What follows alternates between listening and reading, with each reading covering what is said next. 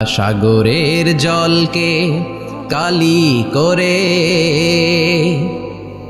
গাছের পাতাকে খাতা করে, তোমার মহিমা লেখা শেষ হবে না, যদিও লিখি প্রভু জীবন ভরে।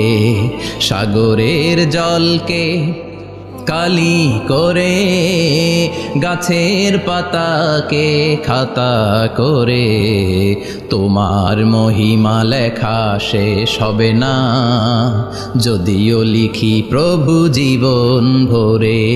সাগরের জলকে কালি করে, চিল্লায় বলেন ঠিক কিনা?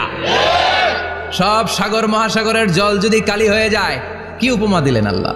সব সাগরের পানি যদি কালি হয়ে যায়, সব গাছের পাতাও যদি খাতা হয়ে যায়, আর সাগরের জল নামক কালি দিয়ে গাছের পাতা নামক খাতার উপরে যদি আমি আল্লাহর প্রশংসা তোমরা লিখতে শুরু করে দাও, সাগরের জল শেষ হয়ে যাবে, গাছের সব পাতাগুলো ফুরিয়ে যাবে, আমি আল্লাহর প্রশংসা করে শেষ করা যাবে না। সুবহানাল্লাহ বাড়িতে যায় বলবেন।